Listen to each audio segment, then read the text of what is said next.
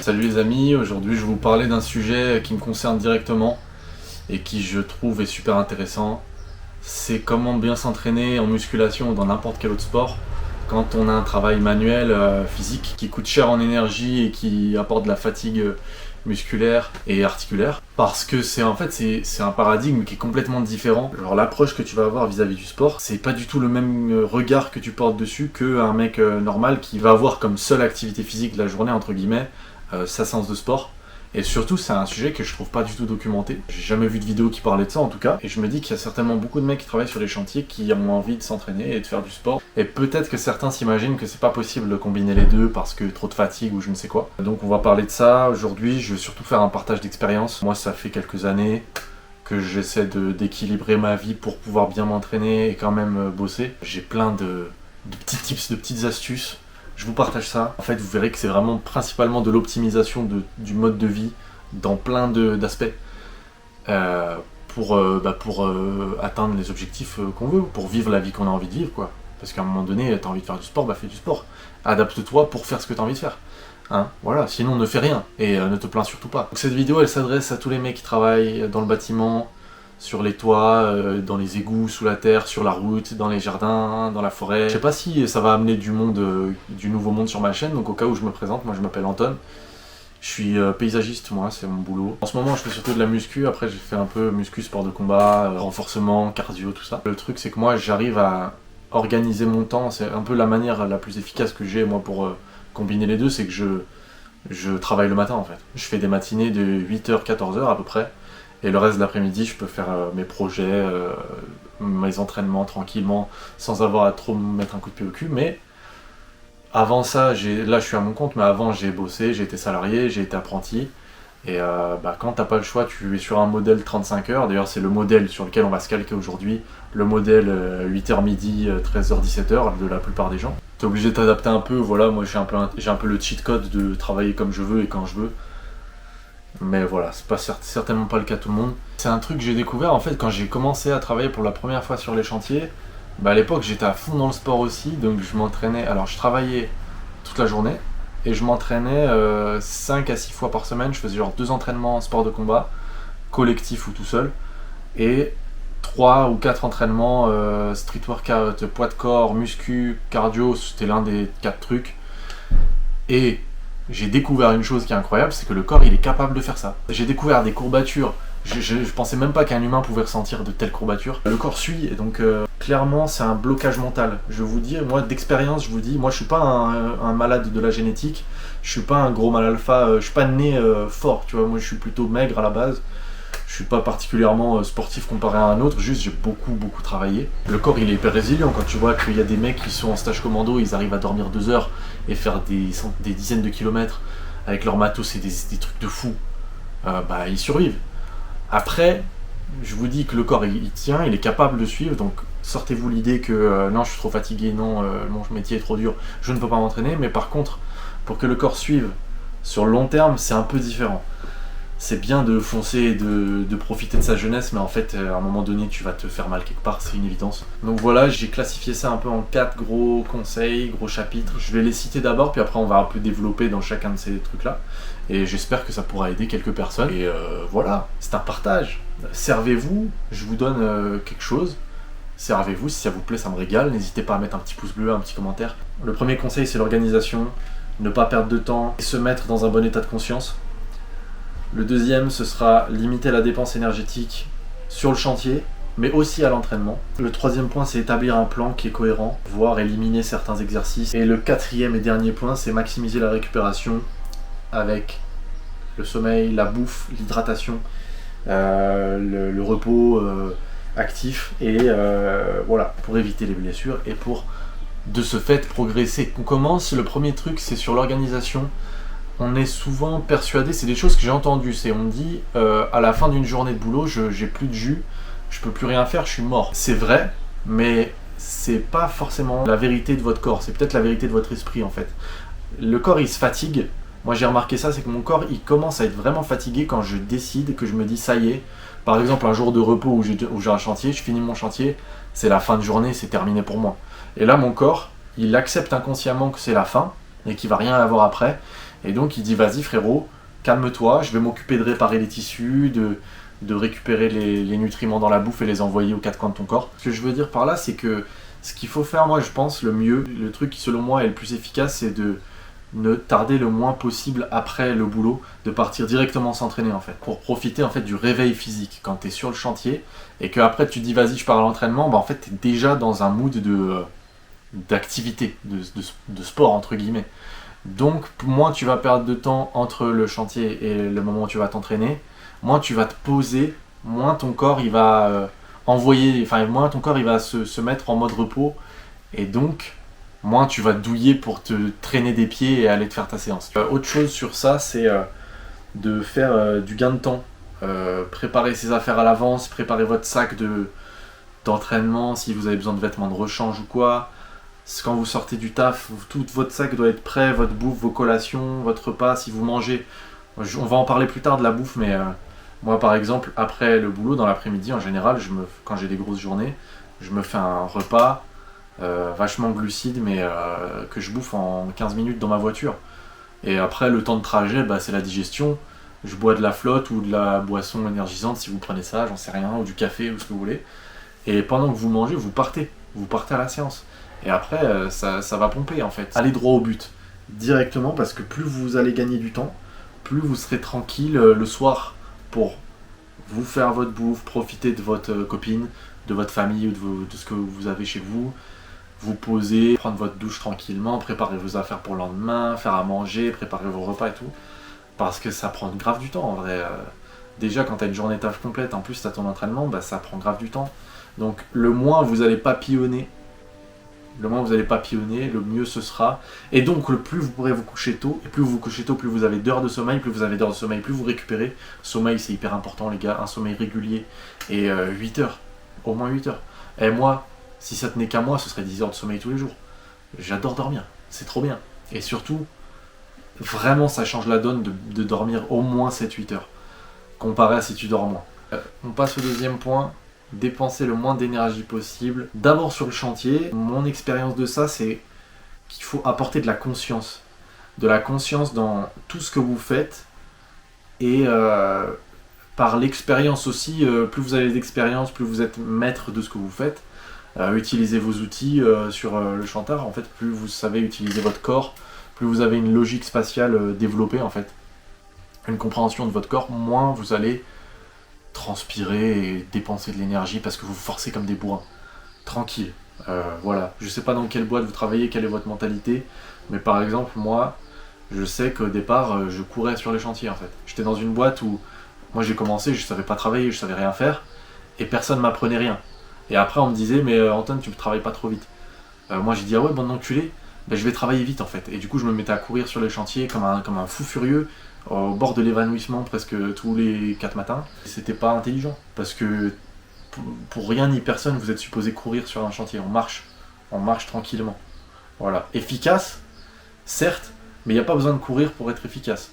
Sauf s'il y a une urgence, voilà. Mais vous voyez ce que je veux dire. D'ailleurs, c'est des conseils pour tout le monde en fait dans la vie, de rapporter de la conscience dans l'instant présent et de pas perdre trop d'énergie à penser à X trucs, à stresser, à aller vite, mais être vraiment focalisé juste sur l'action pure. En fait, ça va vous garder de l'énergie en vous le plus possible, j'ai l'impression. Et en plus, ça va augmenter la qualité de votre travail. Donc, c'est bénéf. Maintenant, économiser de l'énergie sur le chantier, c'est bien, autant que possible. Mais on peut économiser de l'énergie à l'entraînement aussi. Et moi j'ai inventé un système, non je rigole, c'est pas du tout vrai, mais c'est un truc que j'appelle faire des séances en mode ultra focus. Je parlais de papillonner, ne pas papillonner pendant la séance aussi. Le chantier il va vous échauffer déjà articulairement, donc vous n'avez pas besoin de passer une demi-heure à vous échauffer. En théorie, à prendre avec des pincettes, mais donc vous pouvez vous faire un échauffement en 10 minutes. Et pendant que vous faites vos échauffements, préparez déjà votre banc, vos haltères, votre machin, pour directement aller faire vos exercices, pas perdre de temps, pas perdre d'énergie. Parce que moi je suis quelqu'un qui a un esprit qui est hyper actif et qui peut facilement partir dans des pensées, sur mon téléphone, je suis en train d'organiser un truc, de parler à quelqu'un, d'écouter une musique, de changer de musique, et je peux faire des temps de repos entre deux séries de 3-4 minutes des fois. Quand j'ai le temps ça va, mais quand j'ai pas le temps, en fait ça fait que ma séance que j'aurais pu faire en 45 minutes, 1 heure, je la fais en 1 heure et demie au final. Et quand je suis sur mon téléphone ou quand je suis en train de faire autre chose, ça me prend de l'énergie. C'est vrai ça. Quand je reviens à ma série et que j'ai passé trop de temps à papillonner à droite à gauche, bah je suis moins dedans. Il faut que je me remette dedans et ça me coûte plus d'énergie encore. C'est un état d'esprit les gars. C'est un peu la transition avec le prochain point, mais sélectionnez les exercices que vous faites aussi. Ce que je veux dire, c'est genre prioriser les points faibles. Par exemple en muscu, vous avez fait une journée de chantard, vous êtes vraiment fatigué, il n'y a plus de jus, vous sentez que vous êtes à bout. Bon bah peut-être si le bench il saute et que vous avez déjà des énormes pecs et que vous n'avez pas de triceps, bah priorisez les triceps. Nique sa mère, faites une mini séance, une mini série de bench si vous voulez ou de pompe à la place. Mais voilà, si vous sentez que votre corps il veut plus, soyez intelligent, dites vas-y nique sa mère, ça dégage, ça me fera gagner du temps. Et je suis déjà assez fatigué comme ça. C'est pour ça que c'est un paradigme qui est différent, c'est que ok on s'entraîne dur c'est bien, mais on s'adapte à l'énergie qui nous reste de la journée quoi. Entraînez le plus important et restez simple, restez focus sur vos exercices. Et terminez vite, allez vite prendre votre douche, et voilà. L'efficacité, c'est vrai que ça fait un peu vie de moine. Après, si vous êtes plein d'énergie, c'est des idées, hein, c'est des idéales. Mais même moi, je les respecte pas. Moi, surtout que des fois, quand je fais des journées qui sont vraiment fatigantes de ouf, ben, au contraire, ça me donne encore plus d'énergie. Et des fois, je suis là, j'ai fait 9 heures de taf, 1 heure d'entraînement, et je suis dans mon balcon en train de courir, de sauter, de faire des trucs, de parler extrêmement vite et fort parce que je suis en mode hyperactif. Je sais pas trop d'où elle vient cette énergie, mais si vous voulez optimiser au mieux, c'est mieux de suivre ce que je vous ai dit avant, je pense sincèrement, voilà. On passe à la suite. Le troisième point, c'était établir un plan. Déjà, pour la plupart des métiers, lombaire, brachial, ça dégage. Qu'est-ce que vous allez faire du deadlift ? Si vous êtes déménageur, vous allez finir en miettes. Je comprends pas l'intérêt de faire du deadlift après ça. J'en ai fait du deadlift aussi alors que je déménageais et que je faisais des chantiers et tout. Ça n'a aucun sens, ça n'a aucun gain. Vos lombaires ils sont extrêmement costauds techniquement si vous bossez bien. Le brachial, je dis ça parce que j'ai souvent eu les tendinites à l'intérieur du coude à force de... En fait, tout ce que je vais faire, tous les mouvements que je vais faire au travail, bah, je vais forcer là. Je vais porter un truc, je vais utiliser je ne sais quel outil, je vais faire ça tout le temps. Et donc, quand je rentre et que je vais faire soit les tractions, soit les curls, si j'ai vraiment forcé sur ça, bah, j'ai pas trop d'intérêt aussi à forcer en fait. Autant prioriser des exos qui vont laisser mon brachial tranquille, donc soit les curls biceps vraiment bien isolés, soit le rowing. Le rowing, je trouve que ça va si tu le fais bien parce que tu forces vraiment qu'avec le grand dorsal. C'est pas hésiter à faire sauter des parties de votre corps si elle est déjà hyper travaillée sur votre boulot. Je sais pas, mais voilà, ce que je disais, c'est lombaire, ischio, brachial, les avant-bras aussi. Si t'es maçon, qu'est-ce que tu vas faire des séries d'avant-bras ? Après, les avant-bras, ça récupère hyper facilement, donc vous pouvez. Non, les avant-bras, vous pouvez le faire. C'est comme les épaules, c'est un truc que vous pouvez faire à l'infini. Techniquement, ça va, ça s'adapte super vite, ça récupère super vite. Donc voilà, sélectionnez les exos. Après, ce que vous pouvez faire aussi, c'est mettre les jambes et le dos en début de semaine. Si votre modèle d'entraînement, c'est du lundi au vendredi, comme les jours de travail, et samedi, dimanche, repos, si c'est ça votre modèle d'entraînement, mettez les jambes et le... Ouais, jambes, dos, en fait, ça va prendre tarif toute la semaine aussi. Et donc si tu les mets au début, bah après tu seras bien courbaturé, mais travailler avec les courbatures, en fait ça se fait de ouf. Limite ça aide à les faire récupérer.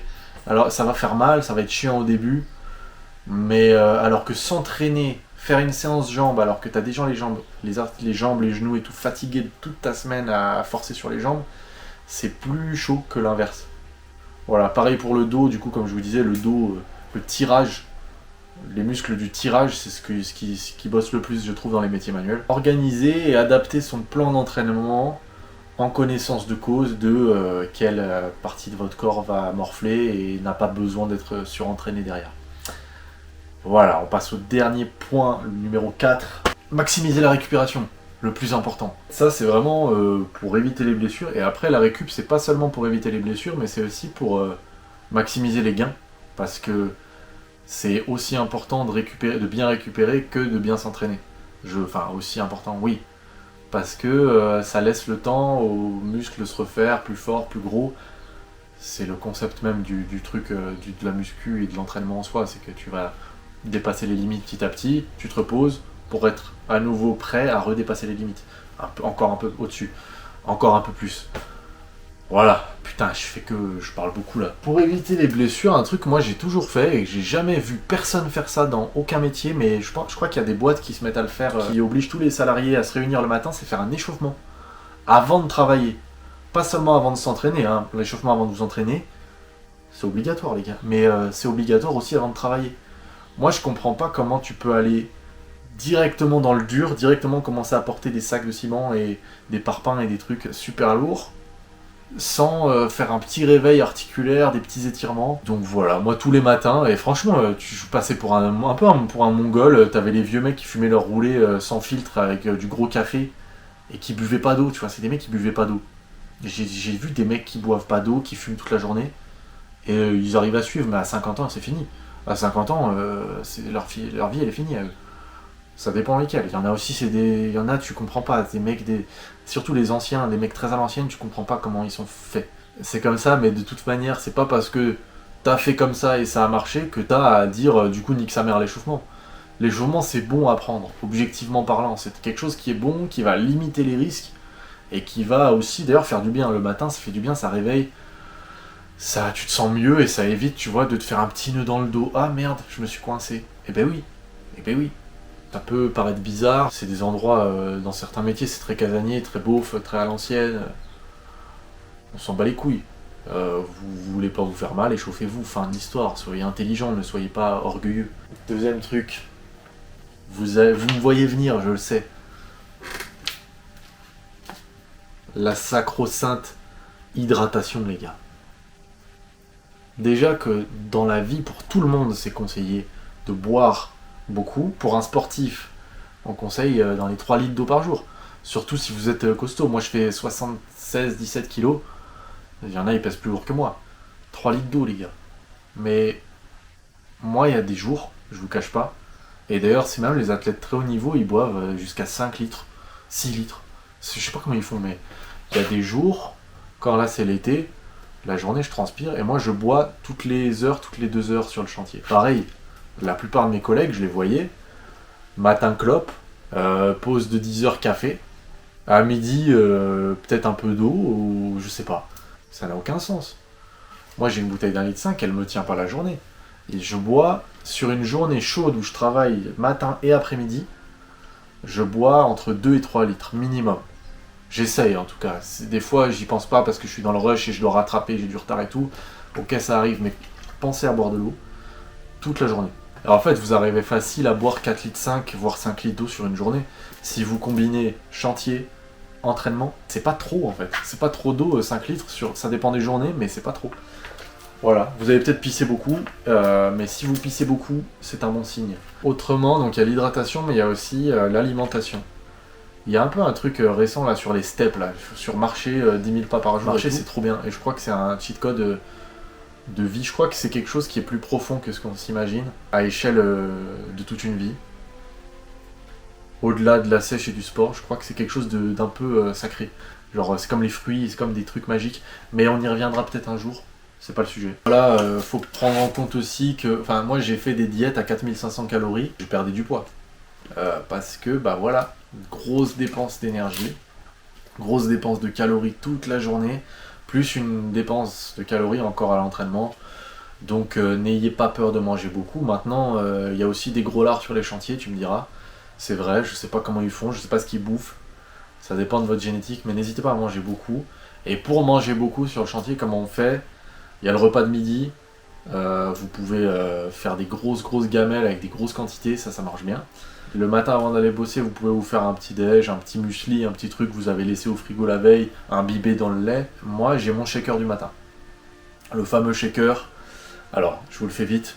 Protéines, gainer, collagène, créatine, flocons d'avoine, banane, beurre de cacahuète et 50 centilitres d'eau mixée dans mon shaker et je bois ça le matin, c'est mon petit déj quoi. Et quand vous êtes sur les chantiers, en fait à 10h, il y a toujours à 10h le truc de la pause café, pause clope, c'est toléré, votre patron il va pas vous voir mal parce que vous prenez 5-10 minutes à 10h. Et B, le truc, la calorie liquide, c'est un cheat code parce que vous pouvez le boire en 10 minutes. C'est sûr qu'il faut prendre le temps de le boire pour mieux l'assimiler peut-être, mais après, quand vous devez enchaîner sur du boulot derrière, bon, c'est vrai que tu peux pas forcément prendre trop ton temps.